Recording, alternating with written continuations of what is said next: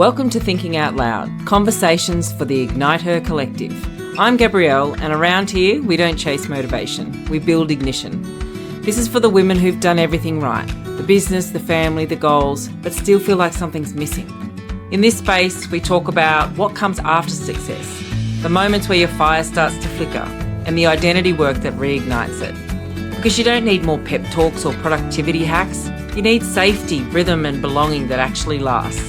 So take a breath, settle in, and let's think out loud together.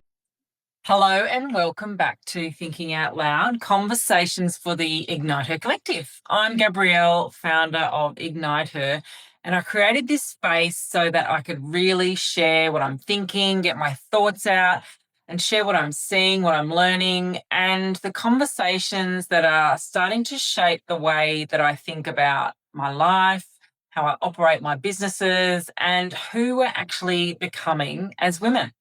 And so today I want to talk about something that's been sitting with me for a little while. I did 3 guest interviews on my podcast, which are live on the podcast now. And it wasn't something that I planned, but it was definitely something that I started to notice when I was interviewing. The 3 women that I was interviewing, they're from different industries, different stages of life. Their experiences were totally different, but yet I kept hearing this theme come up. And not in the same words or the same feelings, but definitely a pattern that was reoccurring. And the pattern was that the moment that they felt, whether it was in their business, in their family, being a parent, being a mother, the moment that things started to really feel hard was actually the moment they had stopped trusting themselves. And then the moment that things started to shift and feel more in alignment was actually when they came back to themselves. And I keep coming back to that because it's so simple, but it explains, so much. Because when we really think about it, things don't usually fall apart all at once. It's not one big decision. It's actually a series of small moments. So moments where we are overriding our internal authority, overriding ourself, where something in us says, this doesn't feel right. And we do it anyway. We ignore it. Where you feel that pull in a certain direction and you talk yourself out of it. You just ignore it. Where you know, but you just don't listen. And one moment might not feel like much, but enough of them all combined, and suddenly you really don't feel like yourself anymore. And this shows up in ways that, can look normal. Staying in something longer than you should, in a relationship, in a job, saying yes because it's easier than saying no and dealing with the backlash or the objections to it. Changing your mind, but convincing yourself not to. Watching what everybody else is doing and just, adjusting yourself to fit it.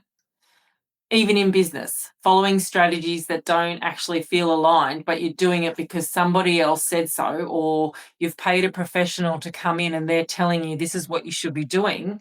And it makes sense because we've been taught to look outside ourselves for the answers.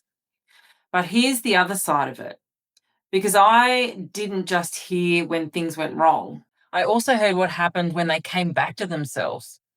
And it wasn't dramatic. It wasn't some big breakthrough moment. It was quieter than that. It was a decision to listen and to trust themselves, to stop overriding what they already actually knew. And when that happened, things didn't necessarily become easier overnight, but they became easier. They became lighter, more aligned. And I've had this moment too, more than once. Hell, I married the wrong person. If that's not the ultimate, I'm not listening to myself, I don't know what is. So moments in my business where I've been doing everything I thought I should be doing, or when I was at a point where I just didn't have the capacity to make decisions for the burnout that I was feeling. I had 3 children under 6, so I brought somebody else in, a professional, following their advice, paying them copious amounts of money, trying to make everything work, and deep down knowing that it just wasn't feeling right, but kept pushing through. And instead of listening to that, overrode it, told myself, push through, trust somebody else.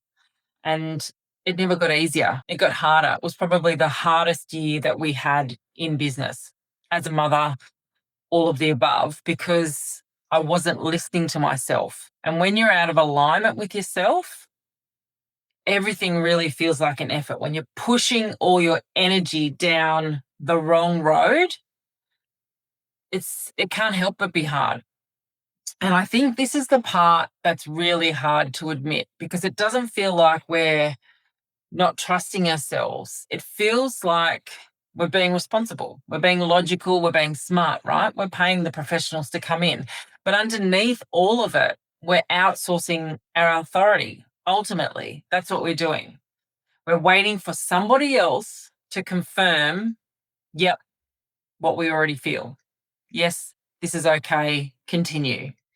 And this is where I think a lot of women get stuck, because we're constantly consuming. Well, I am, definitely, I was. More podcasts, more information, more courses, paying the professionals to tell me what I should be doing, the advice. But where I feel like the block is that, and especially for me, is that I wasn't integrating that information into my day-to-day. I wasn't stopping long enough to actually hear myself. So I was feeling like I was doing the work, but still reacting, still snapping, still feeling really overwhelmed with everything that I had on my plate, because I wasn't giving myself the space to integrate the information that I already knew. So coming back to yourself, it's not about having more answers, having that crystal clear clarity about, 5 steps ahead. It's about being willing to listen and then actually act on it, even when it feels really uncomfortable, even when it's different to what everybody else is doing, even when it may not make sense to anybody else around you. So I want you to really sit with this. Where in your life have you stopped trusting yourself? Where are you overriding what you really internally already know? And where are you waiting for permission to act? Permission that you don't actually need. And what would change if you started listening to yourself?